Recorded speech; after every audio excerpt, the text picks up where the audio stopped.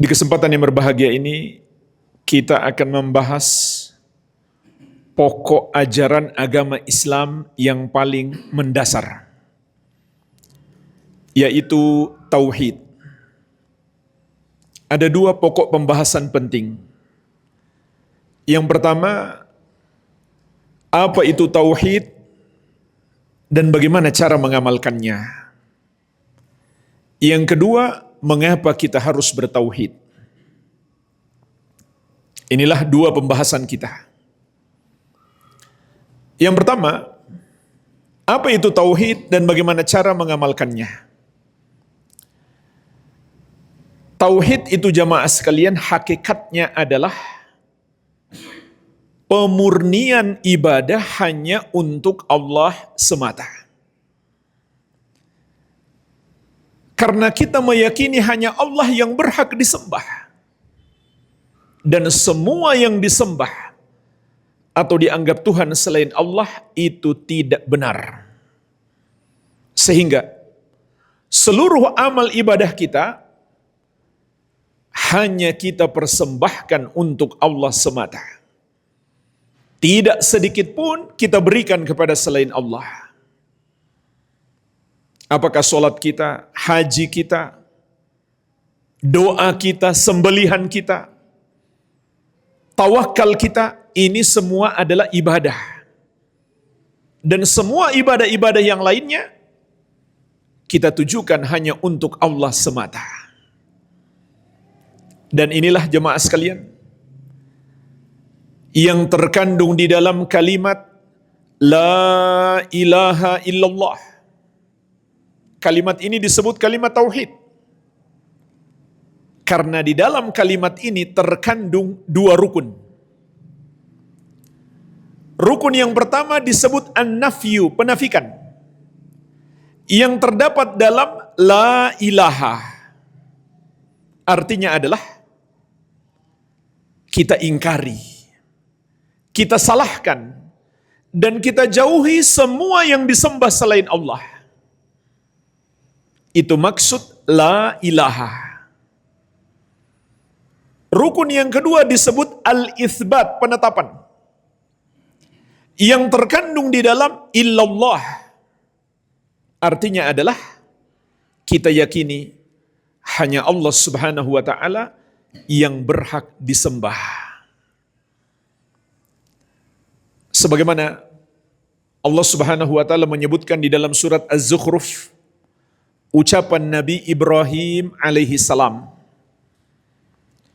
Wa idh qala Ibrahimu li abihi wa qaumihi. Ingatlah ketika Nabi Ibrahim berkata kepada ayahnya dan kaumnya, Innani bara'um mimma ta'budun. Sesungguhnya aku berlepas diri dari apa yang kamu sembah selain Allah. Aku berlepas diri artinya jemaah sekalian, aku nyatakan perbuatan kalian menyembah kepada selain Allah itu salah. Maka aku menjauhinya. Kemudian kata beliau, illalladzi fatarani, kecuali zat yang menciptakan aku, yaitu Allah Subhanahu wa taala. Hanya dialah yang aku sembah. Oleh karenanya jemaah sekalian, para ulama menjelaskan tafsir la ilaha illallah adalah la ma'budah haqqun illallah. Tidak ada yang berhak disembah kecuali Allah Subhanahu wa taala. Inilah hakikat tauhid. Bagaimana cara mengamalkannya? Ada dua bentuk pengamalan. Yang pertama, pengamalan dengan hati.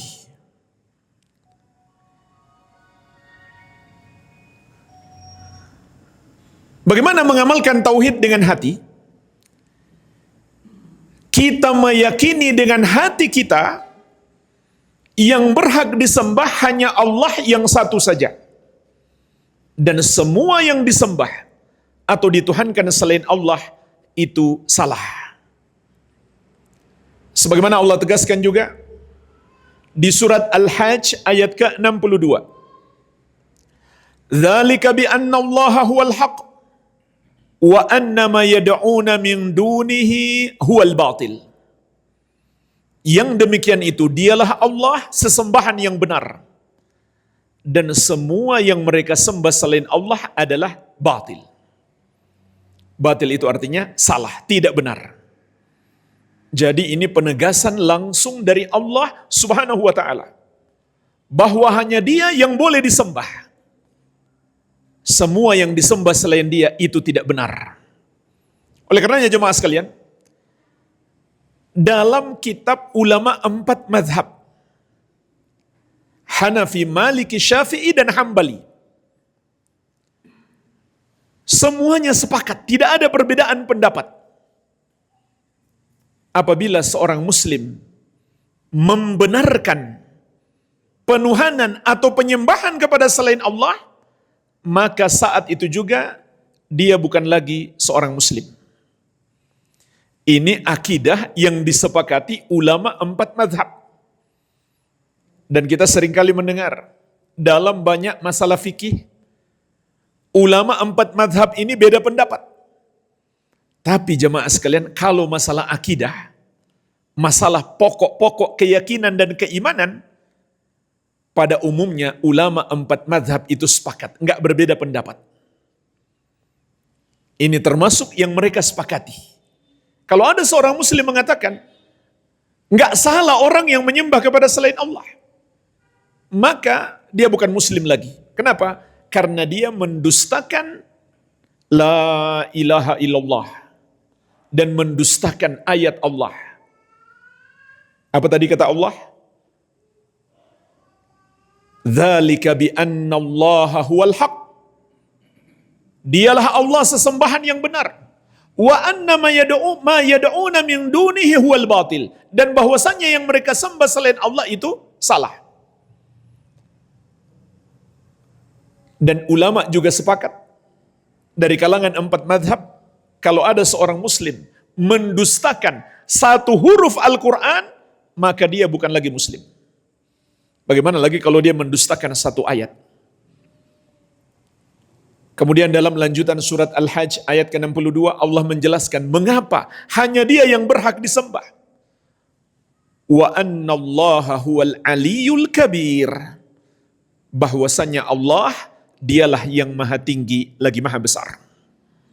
Semua selain Dia rendah. Semua selain Dia kecil.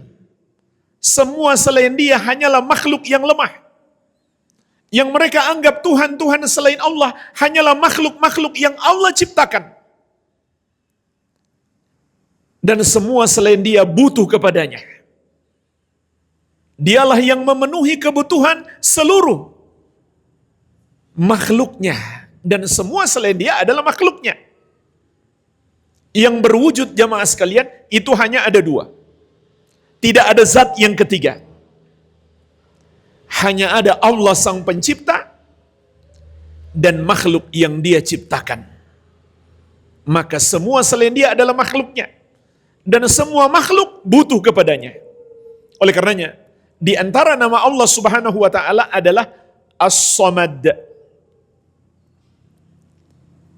Penafsiran As-Samad itu maksudnya adalah yang seluruh makhluk butuh kepadanya. Makanya As-Samad ini jemaah sekalian nama khusus milik Allah. Enggak boleh kita namakan anak kita Somad. Tapi namakan Abdus Somad. Kalau sudah dinamakan Abdus Somad, jangan dipanggil Somad. Panggil Abdus Somad. Artinya hamba Allah yang seluruh makhluk butuh kepadanya. Maka hanya Dialah yang pantas untuk disembah. Ini pengamalan yang pertama. Dengan keyakinan hati kita. Kita yakin hanya Allah yang berhak disembah.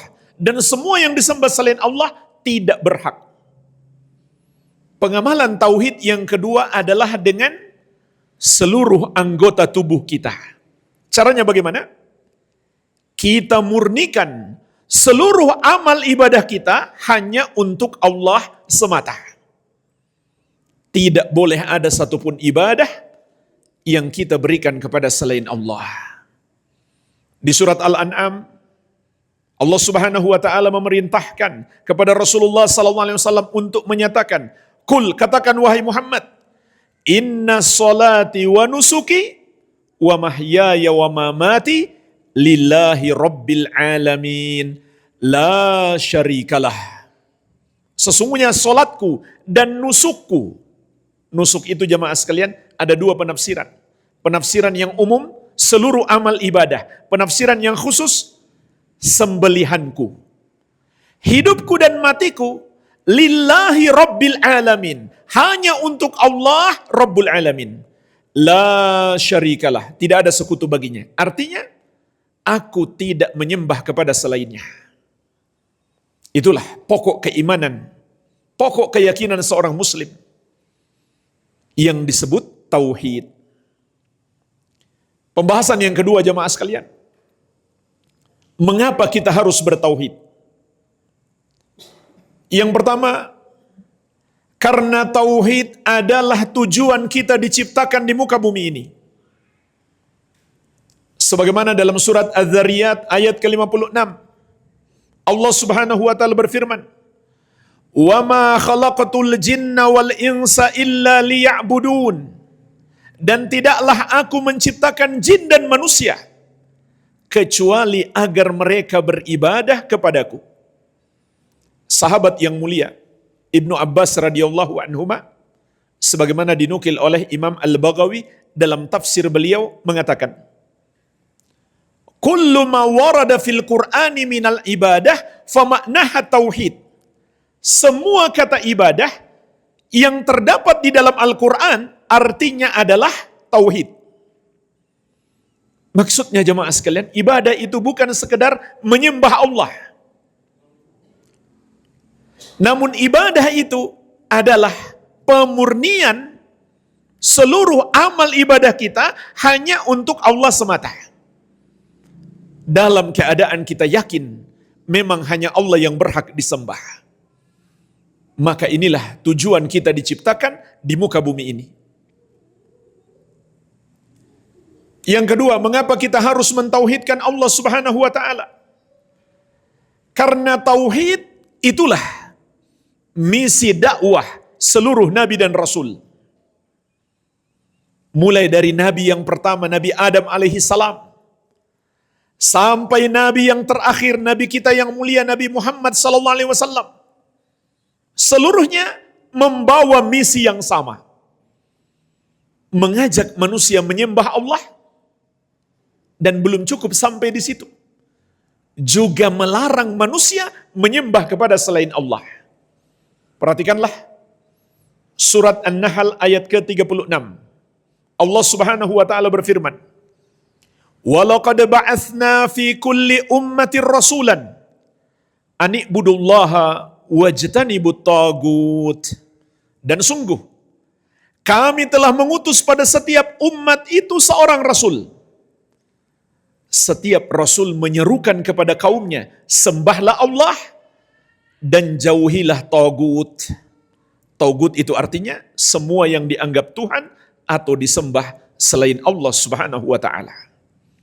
Lihat jemaah sekalian ayat yang mulia ini. Allah Subhanahu wa taala mengabarkan kepada kita, setiap umat ada nabi dan rasul. Cuma enggak semuanya dikisahkan kepada kita. Oleh karenanya di masa dahulu, terkadang di satu zaman ada 2 atau lebih nabi dan rasul yang diutus. Kenapa? Karena mereka diutus kepada umat yang berbeda. Di masa Nabi Musa alaihissalam ada Nabi Khadir. Beliau diutus kepada kaum yang lain. Di masa Nabi Ibrahim alaihissalam ada Nabi Lut alaihissalam. Mereka berdua diutus kepada kaum yang berbeda. Tapi umat akhir zaman itu dianggap satu. Sehingga yang diutus hanya seorang nabi. Nabi kita yang mulia, Nabi Muhammad sallallahu alaihi wasallam. Sebagaimana Allah tegaskan dalam Al-Qur'an, "Qul ya ayyuhan nas, inni rasulullahi ilaikum jami'an." Katakan wahai Muhammad, sampaikan kepada manusia, Wahai manusia, sesungguhnya aku ini adalah utusan Allah untuk kalian semuanya. Dalam hadis Nabi sallallahu alaihi wasallam bersabda, "Kana an-nabiyyu yub'atsu ila qaumihi khassatan wa bu'itsu ila nasi ammatan." Dahulu seorang nabi diutus untuk kaumnya saja, sedangkan aku diutus untuk seluruh umat manusia. Ini diantara keistimewaan Nabi kita, Nabi Muhammad sallallahu alaihi wasallam. Tetapi jamaah sekalian, seluruh misi dakwah para nabi dan rasul itu sama, tidak berbeda. Apa kata Allah? Semua nabi dan rasul itu mengatakan, "Ani'budullah, wahai kaumku, sembahlah Allah." Dan belum cukup sampai di situ. Disusul dengan larangan. Wajtanibut tagut, dan jauhilah tagut. Jauhilah semua yang disembah dan dituhankan selain Allah. Jadi bahkan kita dilarang menyembah kepada selain Allah dalam bentuk larangan mendekati. Disuruh menjauh. Jangankan menyembah kepada selain Allah, mendekatinya pun dilarang oleh Allah Subhanahu wa taala. Sehingga kita disuruh menjauh. Dan itulah sebabnya jemaah sekalian, mengapa Nabi Muhammad SAW dibenci oleh kaum beliau? Karena dakwah beliau bukan sekedar mengatakan sembahlah Allah, namun juga jangan menyembah kepada selain Allah. Larangan menyembah kepada selain Allah ini yang membuat kaum beliau marah, tersinggung mereka. Karena mereka menyembah selain Allah, itu ajaran nenek moyang mereka. Dan bagi mereka itu ajaran yang sangat mereka agungkan. Mereka pun memusuhi Rasulullah SAW. Sehingga kalau kita baca dalam sejarah, sebetulnya nggak masuk akal. Orang yang paling mulia, paling baik akhlaknya, dan paling suka berbuat baik kepada tetangganya dan kaumnya. Dan mereka akui itu.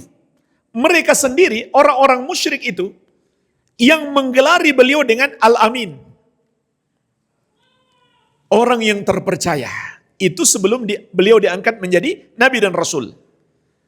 Tapi tiba-tiba ketika beliau mulai berdakwah, mereka sangat memusuhi beliau. Mereka lempari beliau dengan batu. Ketika beliau sedang bersujud, mereka lumuri beliau dengan kotoran. Dan puncaknya jemaah sekalian, di malam beliau berhijrah, mereka sudah bersepakat untuk membunuh beliau. Namun tentu Allah melindungi beliau, akan tetapi beliau masih diuji lagi. Harus terusir dari kampung halaman. Dari kota Makkah ke kota Madinah. Pertanyaannya jemaah sekalian, kenapa? Kaum beliau sendiri, tetangga beliau, keluarga beliau, sangat marah kepada beliau. Sangat benci kepada beliau.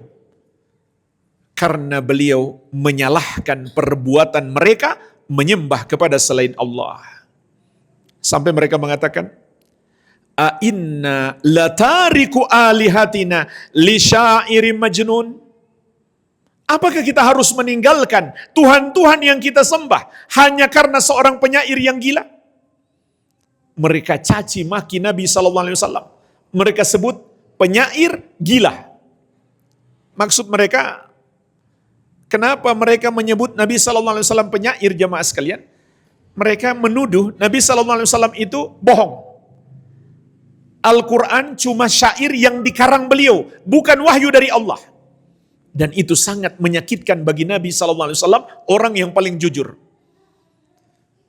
Jamaah sekalian, yang lebih menyakitkan bagi Nabi SAW bukan penindasan secara fisik, tapi hinaan-hinaan secara verbal.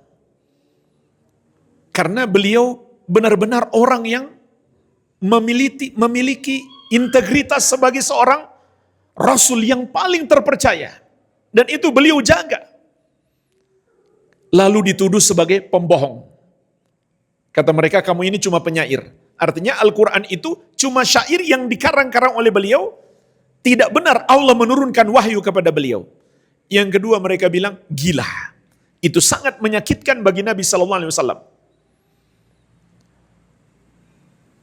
Jadi kata mereka, apakah kita harus meninggalkan Tuhan-Tuhan yang kita sembah hanya karena penyair yang gila? Jadi, perintah meninggalkan sesembahan selain Allah itu yang membuat mereka marah kepada Nabi Muhammad sallallahu alaihi wasallam. Karena perbuatan ibadah mereka kepada selain Allah dianggap salah. Bukan hanya dianggap salah, tapi dikabarkan kepada mereka itulah dosa terbesar yang disebut dosa syirik. Pelakunya musyrik serta kafir. Mereka pun sangat marah karena itu. Mereka tersinggung berat. Dan Allah mengabarkan kepada kita secara khusus dakwah Nabi Isa alaihi salam. Ternyata sama persis dengan dakwah Nabi kita, Nabi Muhammad sallallahu alaihi wasallam. Di surat Al-Maidah ayat 72, Allah Subhanahu wa taala berfirman, Laqad kafara alladhina qalu innallaha huwal masihu ibnu Maryam. Sungguh telah kafirlah orang-orang yang berkata Allah yang berhak disembah itu adalah Al-Masih Isa putra Maryam. Wa qala al-Masihu ya bani Israil abudullaha rabbi wa rabbakum. Sementara Al-Masih sendiri berkata, wahai Bani Israel, sembahlah Allah, dialah Tuhanku dan Tuhanmu. Allah ceritakan kepada kita secara khusus dakwah Nabi Isa alaihi salam putra Maryam. Tapi kenapa beliau mengatakan wahai Bani Israel, bukan wahai manusia? Karena beliau adalah Nabi yang diutus kepada Bani Israel, bukan kepada seluruh umat manusia. Yang diutus kepada seluruh umat manusia hanyalah Nabi kita Nabi Muhammad sallallahu alaihi wasallam. Jadi nggak boleh orang Minang menjadi pengikut Nabi selain Nabi Muhammad sallallahu alaihi wasallam. Begitu pula orang Sunda, orang Jawa, orang Batak. Semuanya harus menjadi pengikut Nabi Muhammad sallallahu alaihi wasallam, tidak boleh nabi yang lain. Karena yang Allah utus kepada seluruh manusia termasuk kepada kita hanya Nabi Muhammad sallallahu alaihi wasallam. Dan bahkan jemaah sekalian, Allah mengabarkan secara khusus Nabi Isa alaihissalam kelak di hari kiamat akan ditanya, dan itu akan disaksikan oleh semua yang menyembah beliau. Allah sebutkan di surat Al-Maidah ayat 116-117. Wa idh qala Allahu ya Isa ibn Maryam a anta qulta lin-nasi ittakhiduni wa ummi ilahaini min dunillah. Dan ingatlah kelak Allah akan berkata, wahai Isa putra Maryam, apakah engkau yang mengatakan kepada manusia, sembahlah aku dan ibuku selain Allah? Apa jawaban Nabi Isa alaihissalam? Qala subhanaka ma yakunu li an aqula ma laysa li bihaq. Beliau berkata, maha suci engkau ya Allah. Tidaklah patut aku mengatakan sesuatu yang bukan hakku. Bukan hakku untuk disembah. Enggak mungkin aku mengatakan itu. In kuntu qultuhu faqad alimtah. Dan jika memang benar aku yang mengatakannya, tentu engkau sudah tahu. Namun Allah ingin memperlihatkan kepada yang menyembah beliau langsung dari lisan Nabi Isa alaihissalam. Tentu Allah sudah tahu, bukan beliau yang nyuruh menyembah beliau. Ta'lamu ma fi nafsi wa la a'lamu ma fi nafsik innaka anta 'allamul ghuyub. Karena engkau mengetahui apa yang ada dalam diriku dan aku tidak mengetahui apa yang ada dalam dirimu. Sesungguhnya engkau yang maha tahu perkara gaib. Ma qultu lahum illa ma amartani bihi. Tidaklah yang aku katakan kepada manusia kecuali seperti yang engkau perintahkan kepadaku. Ani'budullaha rabbi wa rabbakum. Wahai manusia, sembahlah Allah. Wahai Bani Israel, sembahlah Allah. Dialah Tuhanku dan Tuhanmu. Jadi Nabi Isa alaihissalam menolak dan menyalahkan semua orang yang menyembah beliau kelak di hari kiamat. Oleh karenanya jemaah sekalian, Allah Subhanahu wa taala mengabarkan kepada kita, kelak di hari kiamat, semua orang yang menyembah kepada selain Allah akan menyatakan taubat. Semua orang yang menuhankan selain Allah akan bertobat, akan masuk Islam. Sebagaimana di surat Ghafir, Allah Subhanahu wa taala mengabarkan, "Falamma ra'au ba'sana qalu amanna billahi wahdah wa kafarna bima kunna bihi musyrikin." Maka tatkala mereka melihat azab kami, yaitu azab neraka, saat manusia dibangkitkan di padang mahsyar, para penghuni neraka itu diperlihatkan, itu neraka yang kalian akan masuki. Apa yang mereka lakukan ketika itu? Qalu, mereka berkata, amanna billahi wahda. Sekarang kami beriman kepada Allah yang satu saja. Masih ada lanjutan ucapan mereka. Wa kafarna bima kunna bihi musyrikin. Dan kami ingkari, kami salahkan Tuhan-Tuhan yang dulu kami sembah selain Allah. Jadi, lihat jemaah sekalian, dua sisi tauhid. Menyembah kepada Allah dan menyalahkan yang disembah selain Allah. Bukan sekedar menyembah kepada Allah. Itulah yang kita amalkan di dunia, dan semua orang yang menyembah kepada selain Allah akan mengamalkannya di akhirat. Jadi hari itu mereka menyatakan, ya Allah kami tobat. Sekarang kami beriman kepadamu. Kami tidak mau lagi menyembah kepada selainmu.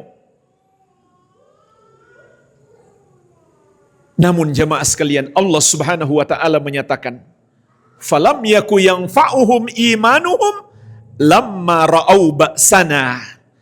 Iman mereka tidak lagi bermanfaat bagi mereka tatkala mereka telah melihat azab kami. Sudah terlambat untuk bertobat.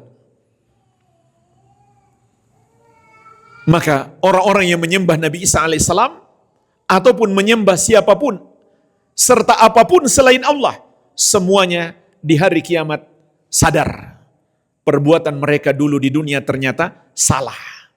Mereka pun menyatakan tobat, tapi sayangnya tobat mereka tidak lagi diterima oleh Allah Subhanahu wa taala.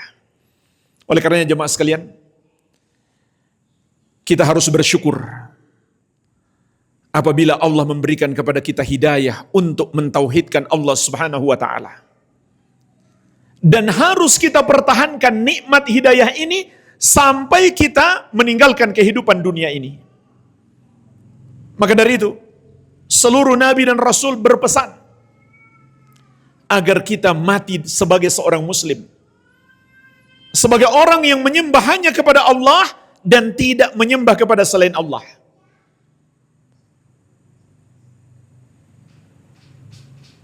Allah Subhanahu wa taala menyebutkan dalam Al-Quran wasiat Nabi Yakub alaihi salam kepada anak-anak beliau sebelum wafat. Ya baniya innallaha astafa lakumuddina fala tamutunna illa wa antum muslimun. Wahai anak-anakku, sesungguhnya Allah telah memilih bagimu agama, maka jangan sekali-kali kamu mati kecuali kamu sebagai muslimun, orang-orang Islam. Para khatib dalam khutbah Jumat selalu menyampaikan, ya ayyuhalladzina amanu taqullaha haqqa tuqatih fala tamutunna illa wa antum muslimun. Wahai orang-orang yang beriman, bertakwalah kamu kepada Allah dengan sebenar-benarnya takwa, maka jangan sekali-kali kamu mati kecuali kamu sebagai muslimun, orang-orang Islam. Artinya orang-orang yang menyembah hanya kepada Allah yang satu saja, yang beriman kepada la ilaha illallah. Ini nikmat terbesar dalam hidup kita yang harus kita pertahankan sampai kita berpisah dengan hidup ini. Sebagaimana juga Allah tegaskan, wa'bud rabbaka hatta ya'tiyakal yakin. Beribadahlah kepada Rabbmu sampai datang kepadamu kematian. Jadi mengapa kita harus mentauhidkan Allah? Karena tauhid adalah misi dakwah seluruh nabi dan rasul. Yang ketiga, mengapa kita harus mentauhidkan Allah? Karena tauhid itulah hak Allah atas kita. Sebagaimana dalam hadis yang diriwayatkan Al-Bukhari dan Muslim dari sahabat yang mulia Mu'adz bin Jabal radhiyallahu anhu, Rasulullah sallallahu alaihi wasallam bersabda, "Haqqullahi 'alal ibadi ayya'buduhu wa la yusyriku bihi syai'a." Hak Allah atas para hamba adalah mereka beribadah kepadanya dan tidak mempersekutukannya, tidak menyembah kepada selainnya sesuatu apapun itu. Inilah jemaah sekalian hak Allah atas kita. Maka dari itu, tauhid adalah kewajiban kita yang terbesar. Karena tauhid adalah hak Allah atas kita. Oleh karenanya jemaah sekalian, tauhid juga merupakan ilmu yang paling wajib kita pelajari. Dari seluruh ilmu agama, maka ilmu tauhid yang paling wajib kita pelajari. Karena itu misi hidup kita, misi dakwah seluruh nabi dan rasul, dan itu adalah hak Allah atas kita. Dan hadis ini juga memberi pelajaran. Apabila hak Allah disembah dan tidak dipersekutukan, berarti manusia tidak punya hak untuk menyembah kepada selain Allah. Sebab apabila manusia menyembah kepada selain Allah, maka dia melanggar hak Allah Subhanahu wa taala. Lalu pertanyaannya jemaah sekalian, kalau begitu apa hak hamba? Maka dalam lanjutan hadis Nabi sallallahu alaihi wasallam bersabda, "Wa haqqul ibadi 'ala Allahi alla yu'adziba man la yusyriku bihi syai'an." Adapun hak hamba atas Allah adalah Allah tidak akan mengazab orang yang tidak mempersekutukannya dengan sesuatu apapun. Orang yang sampai mati hanya menyembah kepada Allah yang satu saja. Ataupun kalau dia pernah menyembah kepada selain Allah, dia bertobat sebelum mati. Maka inilah jamaah sekalian, mengapa kita harus bertauhid yang keempat. Hadis ini menunjukkan kepada kita, tauhid itu adalah jaminan keselamatan. Apabila seorang mati menghadap Allah, membawa tauhid, dia pasti selamat. Tapi jika dia mati menghadap Allah tanpa membawa tauhid, dia tidak mungkin selamat.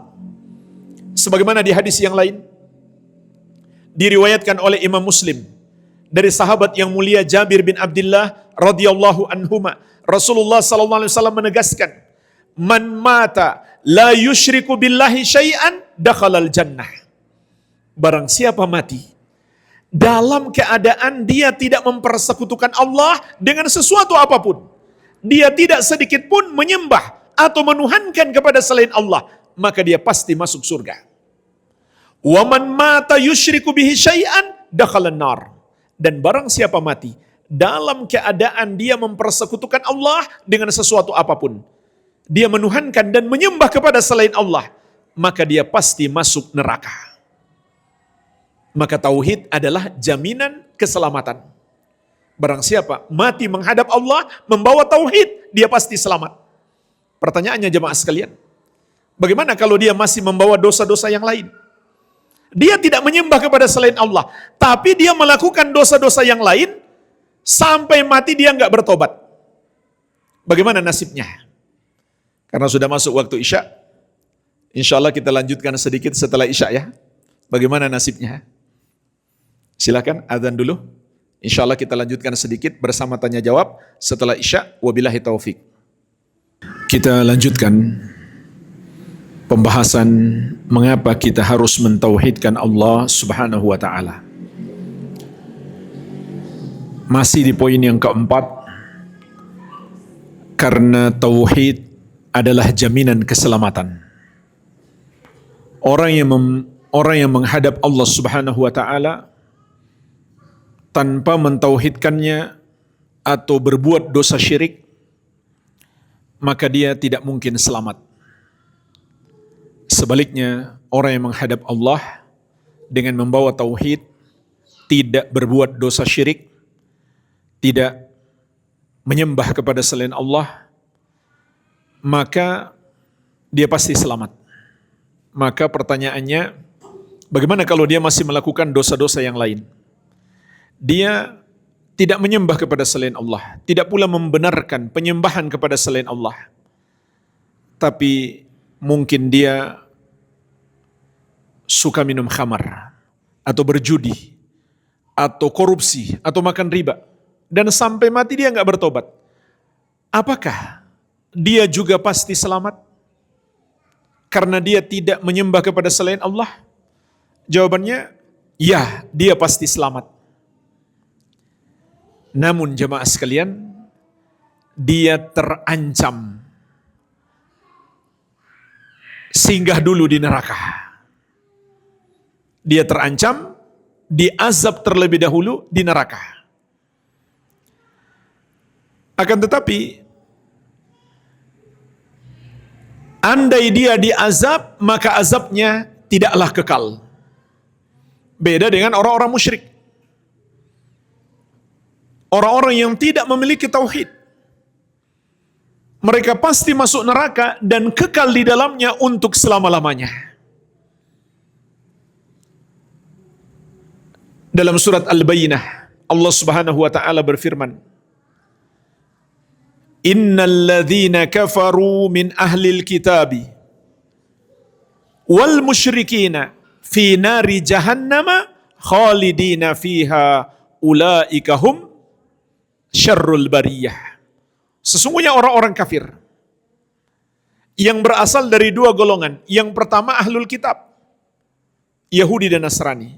Yang kedua al-musyrikin, semua orang musyrik. Semua orang yang menuhankan atau menyembah kepada selain Allah. Tempat mereka di neraka Jahannam, mereka kekal di dalamnya. Mereka itulah seburuk-buruk makhluk. Inilah jemaah sekalian, betapa bahayanya orang yang menghadap Allah tanpa membawa tauhid. Dia pasti masuk neraka dan kekal di dalamnya. Seburuk-buruknya seorang muslim,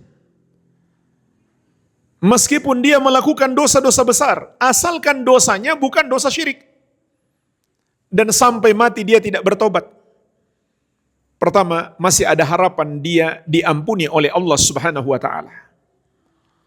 Kalaupun dia tidak diampuni, dia diazab, maka azabnya tidak kekal. Artinya, setelah dia menjalani azab neraka, suatu hari dia akan dikeluarkan dari neraka dan dimasukkan ke dalam surga. Sehingga akhirnya dia selamat.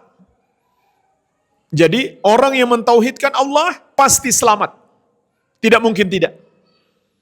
Hanya saja kalau dia melakukan dosa-dosa besar, sampai mati dia tidak bertobat, selama dosa itu bukan dosa syirik, keselamatannya tidak sempurna.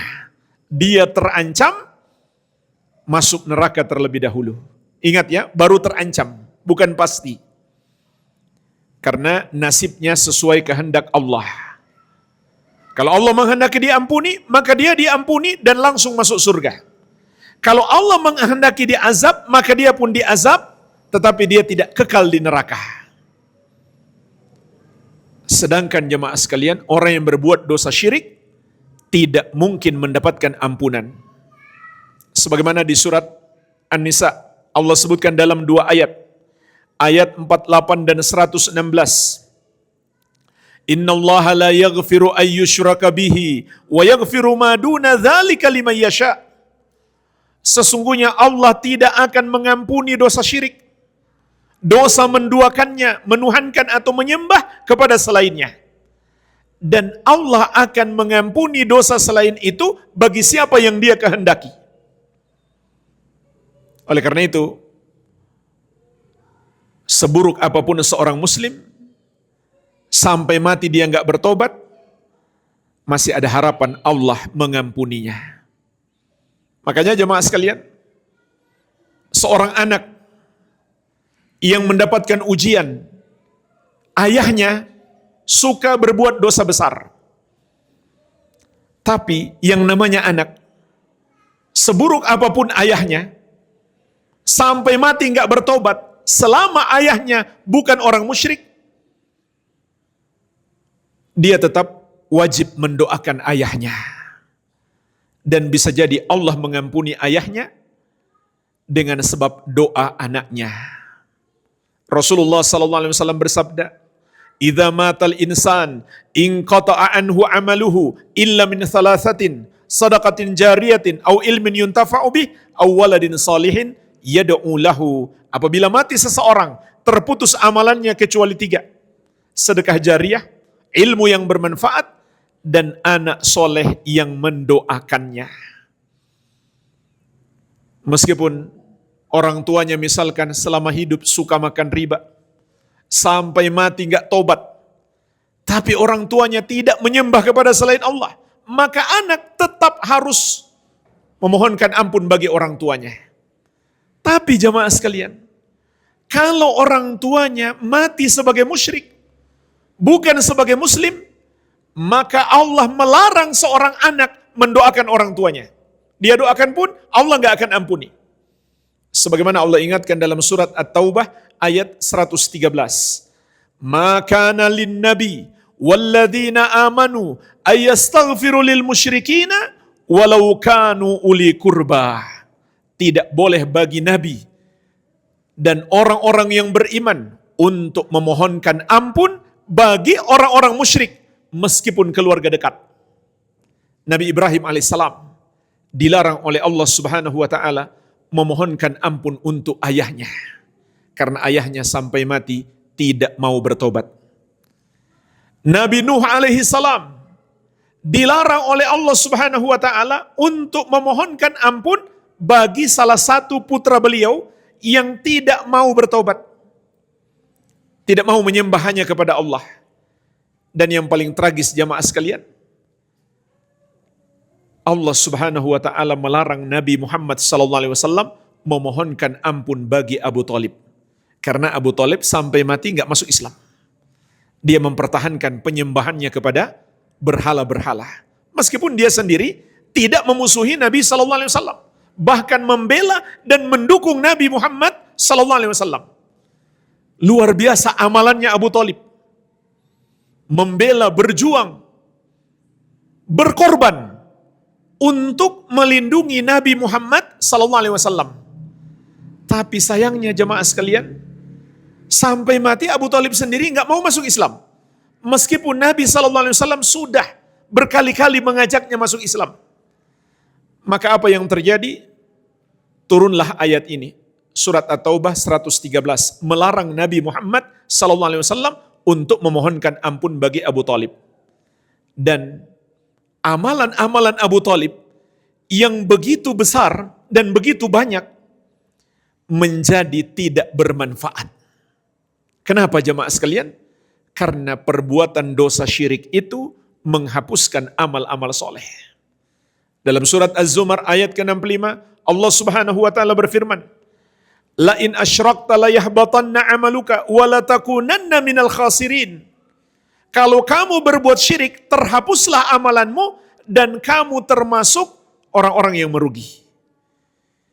Dan ini juga jamaah sekalian menegaskan kepada kita pentingnya tauhid agar amal ibadah kita diterima oleh Allah Subhanahu wa taala. Karena orang yang berbuat dosa syirik, amalannya terhapus. Yang kelima, yang terakhir jemaah sekalian. Mengapa kita harus mentauhidkan Allah Subhanahu wa taala? Karena tauhid adalah kunci istiqamah. Agar selalu kita ditambahkan hidayah oleh Allah Subhanahu wa taala dan istiqamah sampai kita berpisah dengan kehidupan dunia ini. Di surat Al-An'am ayat 82 Allah Subhanahu wa taala berfirman, "Alladzina amanu wa lam yalbisu imanahum bidzulmin ulaika lahumul amnu wa hum muhtadun." Orang-orang yang beriman dan tidak mencampurkan iman mereka dengan dosa syirik sedikit pun. Artinya mereka benar-benar mentauhidkan Allah. Tidak menyembah kepada selain Allah, tidak berbuat dosa syirik. Maka kata Allah, mereka itulah yang akan diberikan keamanan dan hidayah. Inilah kunci meraih hidayah Allah Subhanahu wa taala.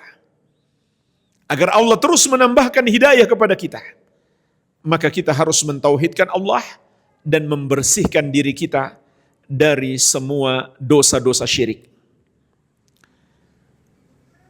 Sehingga jemaah sekalian, tauhid itu adalah benteng terkuat dari gangguan dan godaan setan. Dan iblis, rajanya para setan, mengetahui tentang ini.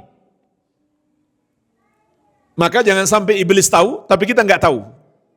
Sebagaimana Allah kabarkan dalam surat Shad, ayat 82-83. Sumpah iblis, qala fa bi'izzatika la'ughwiyannahum ajma'in illa ibadaka minhumul mukhlasin.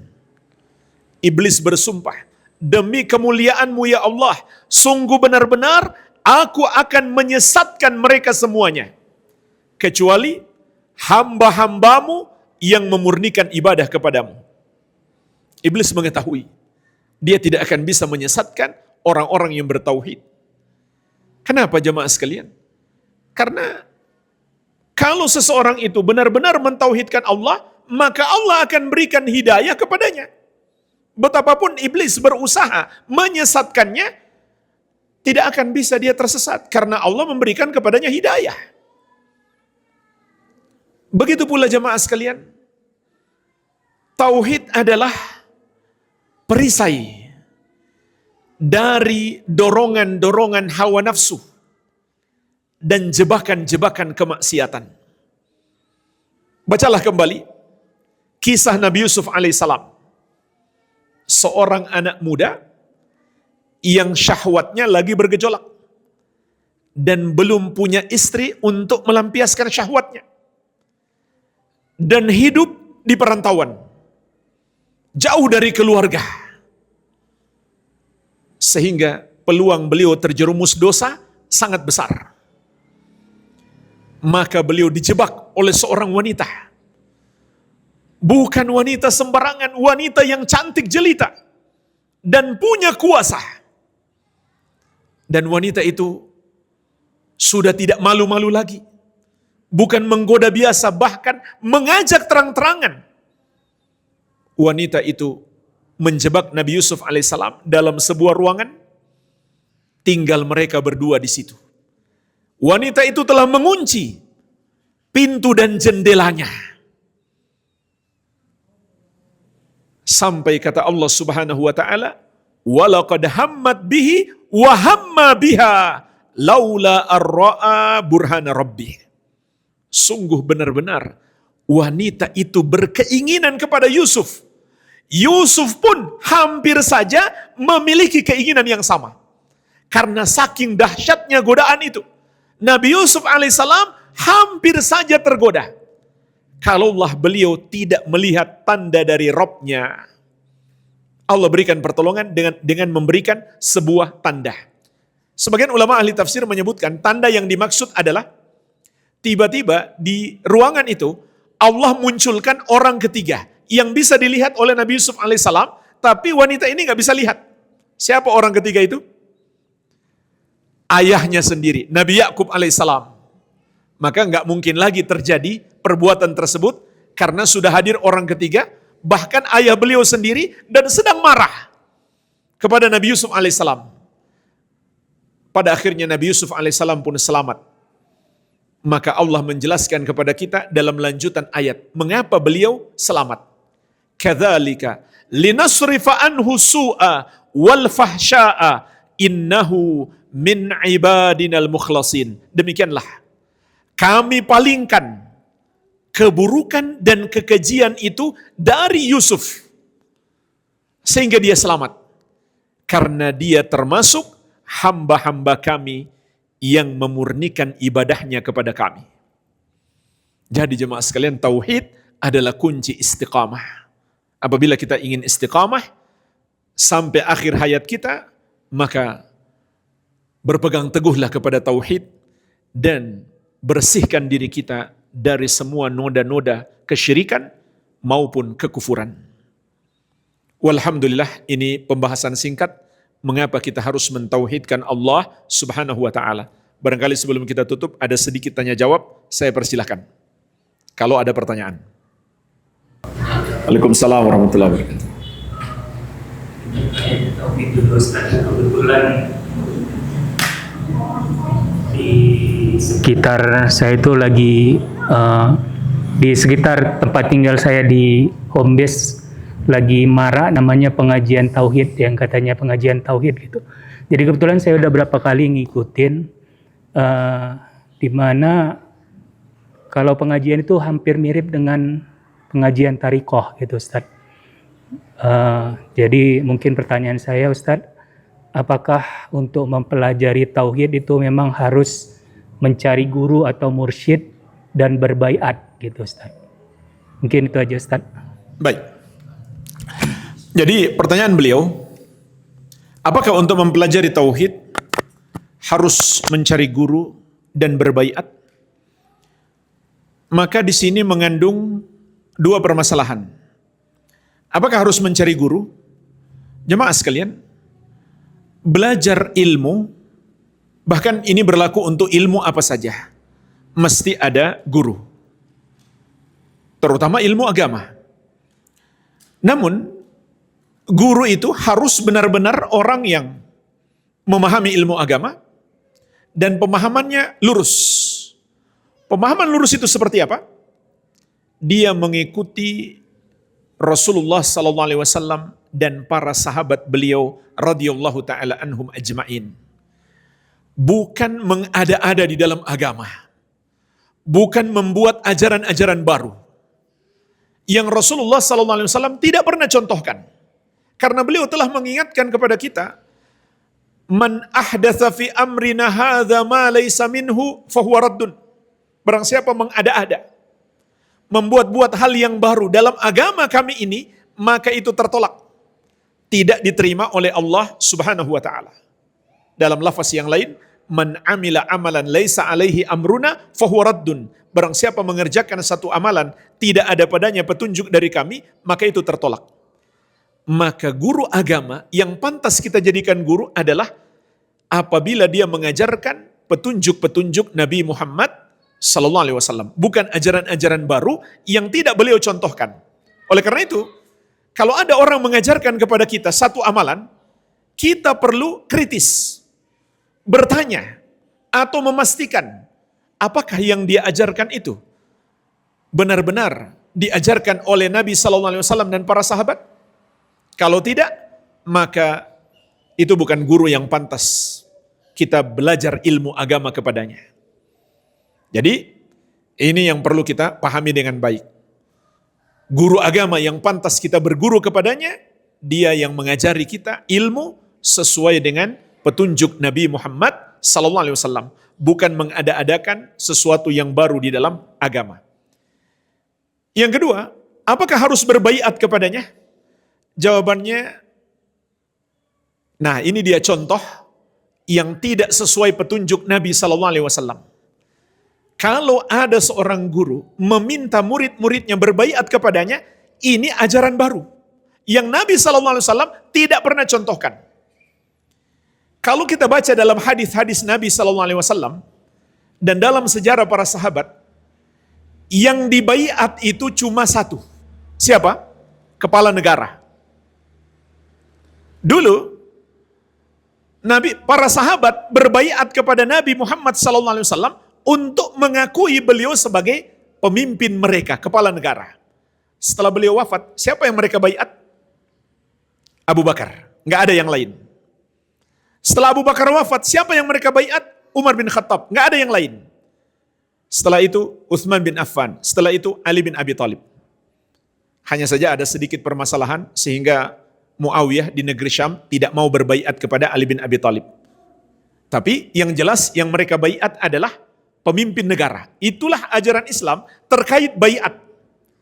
Tidak ada baiat kepada seorang guru atau seorang pemimpin kelompok.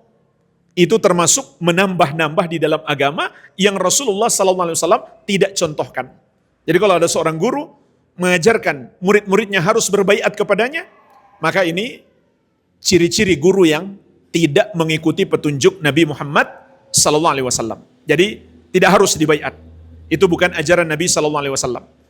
Tidak ada dalilnya. Wallahu a'lam. Silakan kalau ada pertanyaan lain.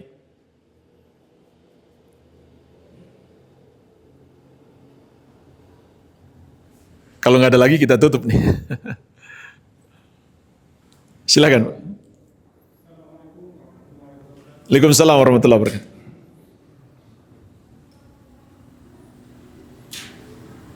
Minta penjelasan Ustaz mengenai dosa-dosa syirik. Belum Ustaz jelaskan contoh-contohnya. Baik. Terima kasih. Contohnya sangat banyak. Saya kebetulan bawa buku, judulnya 30 dosa syirik dan kufur.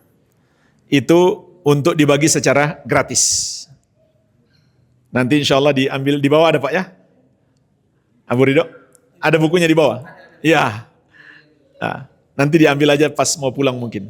Ya. Jadi dosa syirik itu sangat banyak.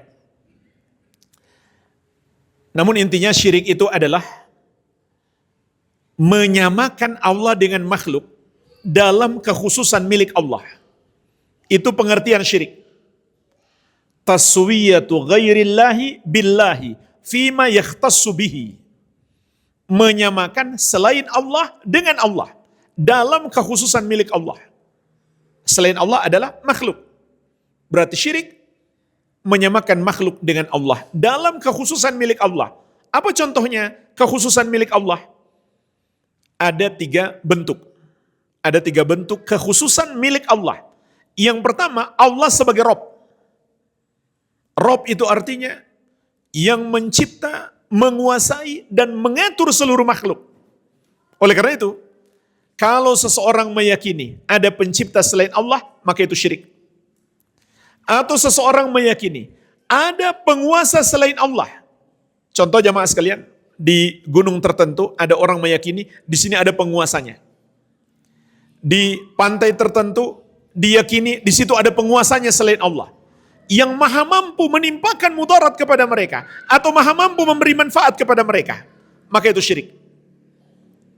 Ini yang pertama, syirik dalam kekhususan Allah sebagai Rabb.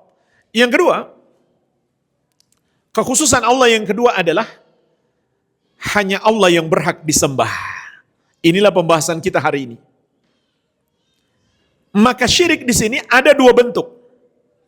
Yang pertama, orang yang meyakini ada selain Allah yang boleh disembah, maka dia musyrik. Yang kedua, orang yang mempersembahkan ibadah kepada selain Allah. Contoh, berdoa kepada selain Allah. Doa ibadah atau bukan? Ibadah. Maka berdoa kepada selain Allah sama dengan menyembah kepada selain Allah. Begitu pula menyembelih. Fasolli li rabbika wanhar, kata Allah Subhanahu wa taala, salatlah dan menyembelihlah hanya untuk Rabbmu. Maka orang yang menyembelih untuk selain Allah seperti untuk sesajen, dia telah berbuat syirik karena dia menyembah kepada selain Allah. Maka syirik di sini sebanyak amal ibadah satu saja dipersembahkan kepada selain Allah, itu adalah syirik. Yang ketiga, kekhususan Allah yang ketiga adalah hanya Allah pemilik nama-nama yang maha indah dan sifat-sifat yang maha mulia. Maka di sini ada orang yang berbuat syirik. Contoh, menamakan Allah dengan nama yang hanya pantas bagi makhluk. Itu adalah syirik. Seperti menamakan Allah dengan Bapa. Ini syirik dalam nama Allah. Dan mensifatkan Allah dengan sifat yang hanya pantas bagi makhluk. Contoh, mengatakan Allah punya anak. Punya anak itu adalah sifat makhluk.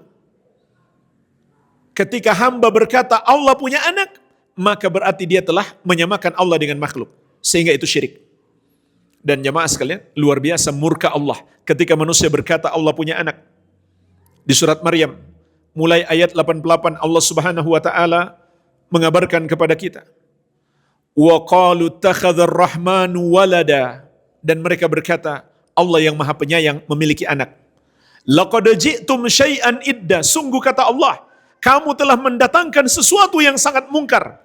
takadu samawatu yatafattarna minhu wa tanshaqqul ardu wa takhirrul jibalu hadda an da'u lirrahmani walada.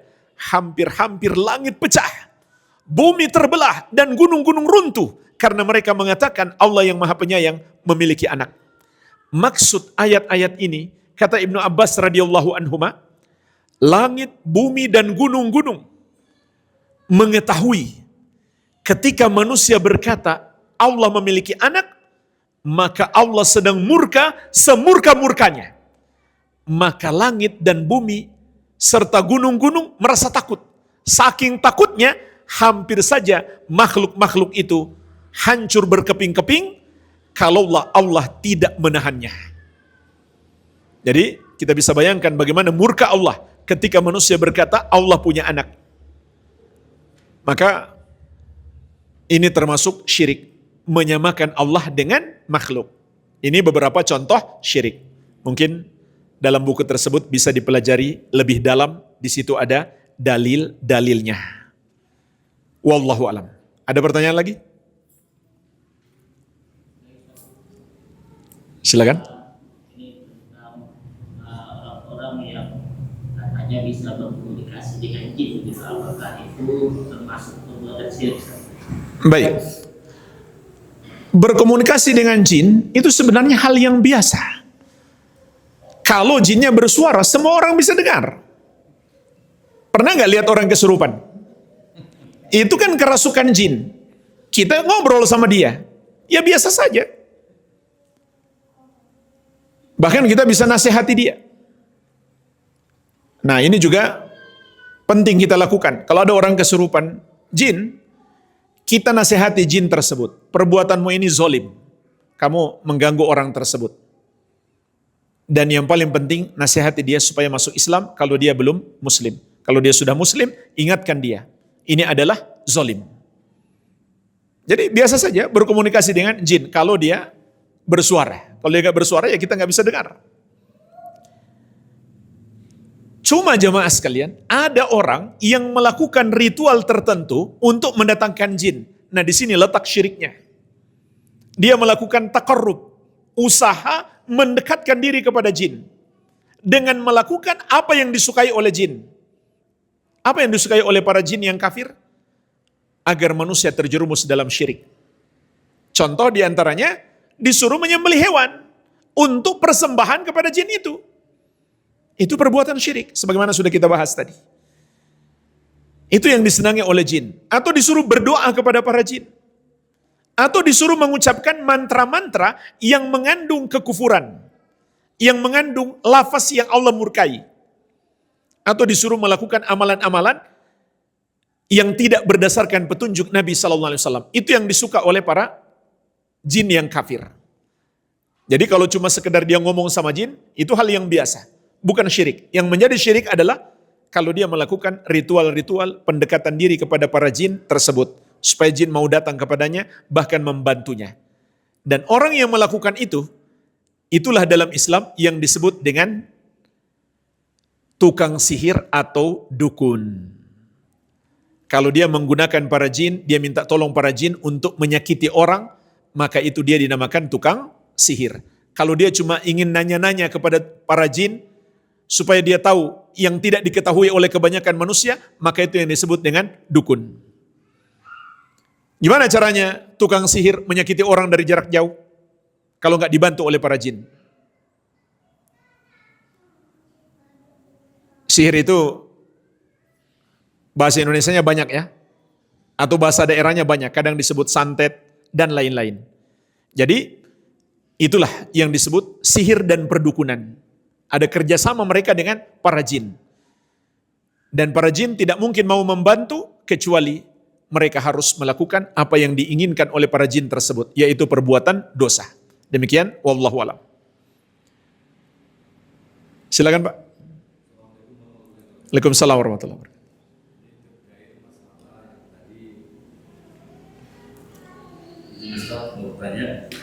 Ini terkait dari masalah berbicara dengan jin. Di sini kebanyakan di adat Batak, biasanya ini ada bepergian berupa berziarah. Ibarat contoh kalau ada Bataknya ini ada di daerah termasuk juga di daerah sini, tapi biasanya kalau berziarah biasanya ke Pusuk Buhit. Apakah itu termasuk syirik, Ustaz? Berziarah ke sana. Iya. Ada apa kaitannya dengan jin, Pak? Ibarat contoh ini sebenarnya bukan leluhur kita gitu. Jadi artinya kan semacam ada pemandunya seperti orang pintar begitu. Ah, Jadi ibarat contoh kita harus ke sana membawa seperti pangir atau sesajen apa gitu. baik. Apakah itu termasuk syirik? baik. Berarti di sana ada jinnya begitu ya? Iya. Iya kan? Untuk mereka persembahkan sesajen itu kan? Iya, Iya. Baik. Pertanyaan beliau tentang adanya orang pintar yang memberi petunjuk kepada masyarakat untuk mendatangi satu tempat karena di situ ada penunggunya yang tidak lain adalah para jin. Dan para jin itu meminta diberikan persembahan-persembahan seperti sesajen dan semisalnya. Apakah itu syirik? Iya, itu syirik. Yang disebut orang pintar itu kan istilah lain daripada dukun. Dan mempercayai para dukun bahwa dia tahu perkara gaib, maka ini termasuk syirik. Kenapa? Karena yang maha tahu perkara gaib hanya Allah Subhanahu wa ta'ala. Dalam surat An-Naml ayat ke-65, Allah Subhanahu wa ta'ala menegaskan, "Qul la ya'lamu man fis samawati wal ardil ghaiba illallah." Katakanlah, tidak ada yang tahu perkara gaib, satupun makhluk di langit maupun di bumi kecuali Allah. Makhluk di langit, malaikat pun nggak tahu perkara gaib. Makhluk di bumi termasuk Nabi dan Rasul. Nabi dan Rasul nggak tahu perkara gaib kalau Allah tidak berikan wahyu. Dan yang menerima wahyu tentang perkara gaib hanyalah Nabi dan Rasul.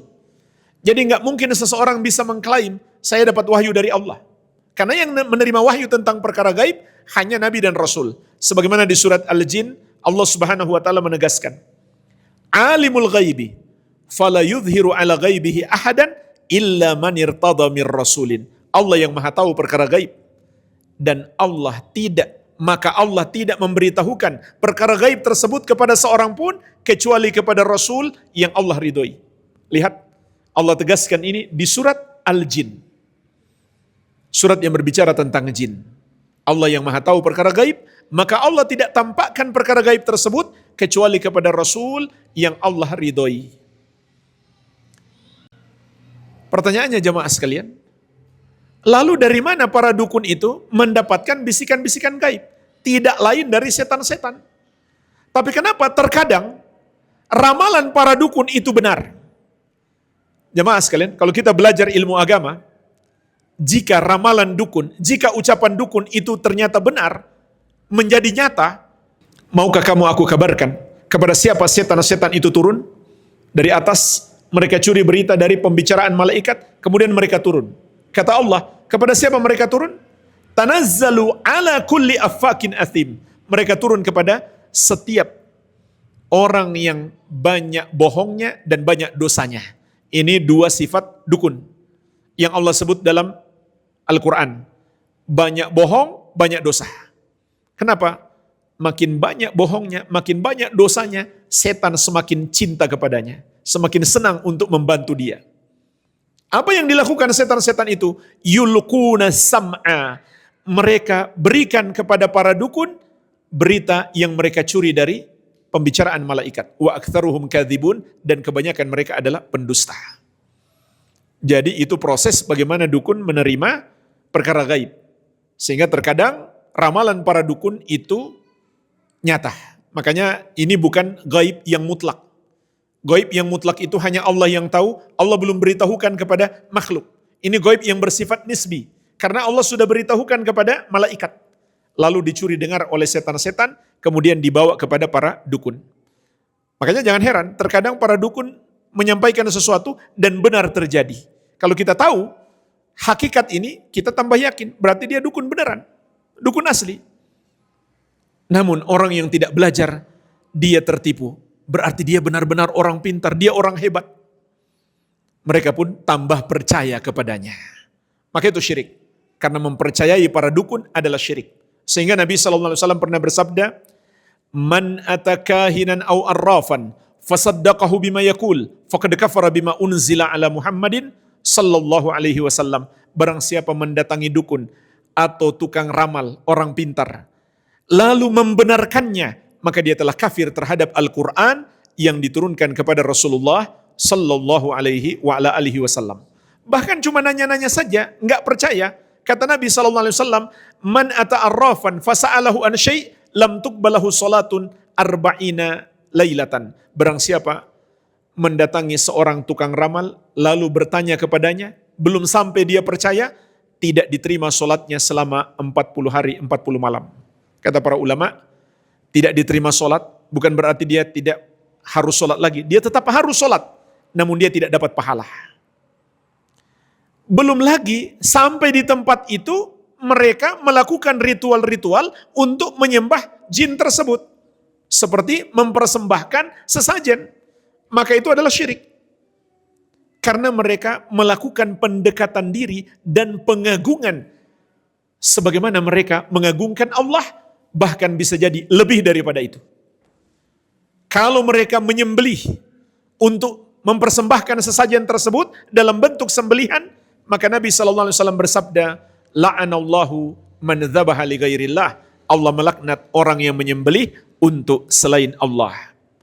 Kalau mereka meyakini makhluk yang mereka datangi itu maha kuasa, maha mampu memberi manfaat atau menunaikan hajat-hajat mereka, atau sebaliknya, maha mampu menimpakan mudarat kepada mereka, maka itu keyakinan yang syirik.